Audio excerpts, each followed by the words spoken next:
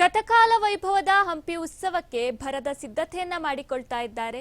ವಿಜಯನಗರ ಜಿಲ್ಲಾಡಳಿತದಿಂದ ಹಂಪಿ ಉತ್ಸವಕ್ಕೆ ಸಿದ್ಧತೆ ಜೋರಾಗ್ತಾ ಇದೆ. ಸಿಎಂ ಉದ್ಘಾಟಿಸಲಿರೋ ಮುಖ್ಯ ವೇದಿಕೆ ಪರಿಶೀಲನೆ ಮಾಡಿದ ಡಿಸಿ. ಗತಕಾಲ ವೈಭವದ ಹಂಪಿ ಉತ್ಸವಕ್ಕೆ ಭರದ ಸಿದ್ಧತೆ ಆಗ್ತಾ ಇದೆ. ವಿಜಯನಗರ ಜಿಲ್ಲಾಡಳಿತದಿಂದ ಹಂಪಿ ಉತ್ಸವಕ್ಕೆ ಸಿದ್ಧತೆ ಜೋರಾಗಿಯೇ ನಡೀತಾ ಇದೆ. ಸಿಎಂ ಉದ್ಘಾಟಿಸಲಿರೋ ಮುಖ್ಯ ವೇದಿಕೆ ಪರಿಶೀಲನೆ ಮಾಡಿದ ಡಿಸಿ. ಉತ್ಸವದ 5 ವೇದಿಕೆಗಳ ಪರಿಶೀಲನೆ ನಡೆಸಿದ ಡಿಸಿ ಕವಿತಾ ಎಸ್ ಮನ್ನಿಕೇರಿ. ಚಿತ್ರಕಲಾ ಶಿಬಿರ ಸೇರಿದಂತೆ ನಾನಾ ಶಿಬಿರಗಳಿಗೆ ಚಾಲನೆ ನೀಡಿದ ಡಿಸಿ. ಹಂಪಿಯ ನಾನಾ ಕಡೆ ಸಂಚಾರ ಮಾಡಿದ ವಿಜಯನಗರ ಎಸ್ಪಿ ಜಾನವಿ. ಪಾರ್ಕಿಂಗ್ ಸೇರಿದಂತೆ ನಾನಾ ಕಡೆ ಸೂಕ್ತ ರೀತಿಯಲ್ಲಿ ಬಂದೋಬಸ್ತನ್ನ ಮಾಡಲಾಗಿದೆ.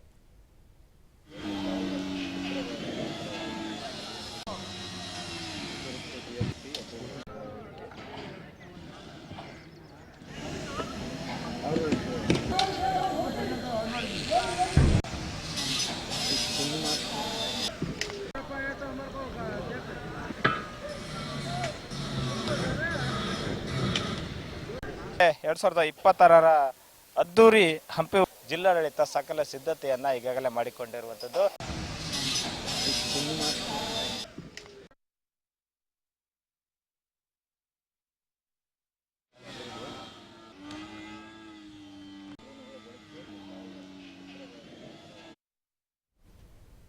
ಇನ್ನು ಹಂಪಿ ಉತ್ಸವ ನಡೆಯುವ ಸ್ಥಳದಿಂದ ನಮ್ಮ ರಿಪೋರ್ಟರ್ ಭೀಮರಾಜ್ ವಾಕ್ಥ್ರೋ ಮಾಡಿದ್ದಾರೆ. ಬನ್ನಿ ನೋಡೋಣ.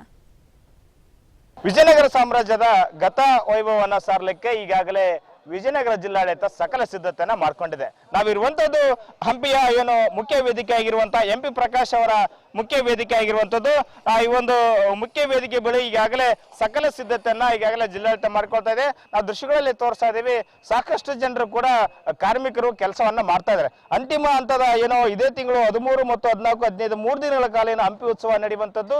ಅದಕ್ಕೆ ಸಂಬಂಧಪಟ್ಟಂತೆ ಕೂಡ ಈಗಾಗಲೇ ಈ ಒಂದು ವೇದಿಕೆಯಲ್ಲಿ ಕೃಷ್ಣ ದೇವರಾಯ ಅವರ ಒಂದು ಸ್ಟ್ಯಾಚ್ಯೂವನ್ನ ಅಂದ್ರೆ ಪುತ್ಥಳಿಯನ್ನ ನಿಂದ್ರಿಸಿ ಒಂದು ಅದು ಆಕರ್ಷಣೆಯ ಬಿಂದು ಆಗಿ ಕಾಣಿಸ್ಲಿಕ್ಕೆ ಎಲ್ಲ ಸಿದ್ಧತೆಯನ್ನ ಮಾಡಿಕೊಂಡಿದೆ. ಆಮೇಲೆ ಈ ಒಂದು ವೇದಿಕೆ ಬಳಿ ಸುಮಾರು ಒಂದು 50,000 ಜನರನ್ನ ಕೂಡಿಸುವಂತದ್ದು ಒಂದು ಕೆಲಸವನ್ನು ಕೂಡ ಮಾಡ್ತದೆ.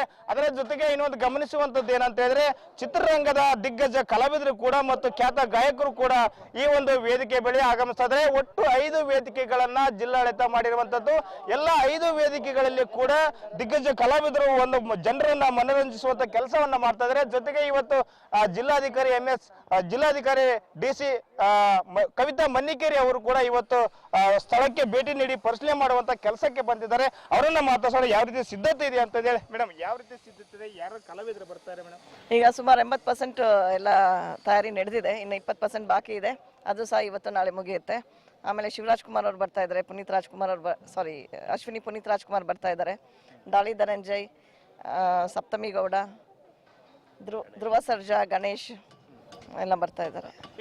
ಈ ವೇದಿಕೆಯ ವಿಶೇಷತೆ ಏನು ಮೇಡಮ್? ಯಾಕೆ ಈ ತರ ಇರುವಂತದ್ದು ಮೇಡಮ್? ಪ್ರತಿ ವರ್ಷ ಒಂದೊಂದು ಕಾನ್ಸೆಪ್ಟ್ ಅಲ್ಲಿ ಮಾಡ್ತಾರೆ. ಸೊ ಲಾಸ್ಟ್ ಟೈಮ್ ಕಾನ್ಸೆಪ್ಟ್ಗಿಂತ ಈ ಸಲ ಬೇರೆ ಕಾನ್ಸೆಪ್ಟ್ ಮಾಡಬೇಕು ಅಂತ ನಾವು ಈ ಸಲ ಕೃಷ್ಣದೇವರಾಯನ ಒಂದು ಮೂರ್ತಿ ಏನಿದೆ ಅದನ್ನ ನಾವು ಮೇನ್ ಸ್ಟೇಜ್ ಇಲ್ಲಿ ಮುಖ್ಯ ಇದರಲ್ಲಿ ಇಡಬೇಕು ಅಂತ ಮಾಡಿದೀವಿ. ಎಷ್ಟು ಜನರು ಸೇರುವಂತ ನಿರೀಕ್ಷೆ ಇದೆ ಮೇಡಮ್? ಇಲ್ಲಿ ಸುಮಾರು 50,000 ಜನದ ಮೇಲೆ ಸೇರ್ತಾರೆ ಅಂತ ಭಾವಿಸಿದ್ವಿ ಈ ಒಂದು ಮೇನ್ ಇದರಲ್ಲಿ. ಇದು ಫ್ಲೋಟಿಂಗ್ ಪಾಪ್ಯುಲೇಷನ್ ಇರುತ್ತೆ, ಮೋರ್ ದೆನ್ 2 lakh ಪ್ರತಿದಿನ. ಏನೋ ಇದಿಷ್ಟು ಇವ್ರು ಹೇಳುವಂತದ್ದು. ಈ ಒಂದು ಹಂಪಿ ಉತ್ಸವಕ್ಕೆ ಸುಮಾರು 2 ರಿಂದ 3 ಲಕ್ಷ ಜನ ಹೆಚ್ಚು ಸೇರುವ ನಿರೀಕ್ಷೆ ಇರುವಂತದ್ದು. ಹಾಗಾಗಿ ಎಲ್ಲರೂ ಕೂಡ ಇಡೀ ಜಿಲ್ಲೆಯ ಜನರು ಕೂಡ ಈ ಒಂದು ಹಂಪಿ ಉತ್ಸವಕ್ಕೆ ಆಗಮಿಸಿ ಯಶಸ್ವಿ ಮಾಡಬೇಕಂತಂದೇಳಿ ಜಿಲ್ಲಾಧಿಕಾರಿಗಳು ಕೂಡ ಮನವಿ ಮಾಡಿರುವಂತದ್ದು. Bhimraj, RMX Kannada news, Vijayanagara.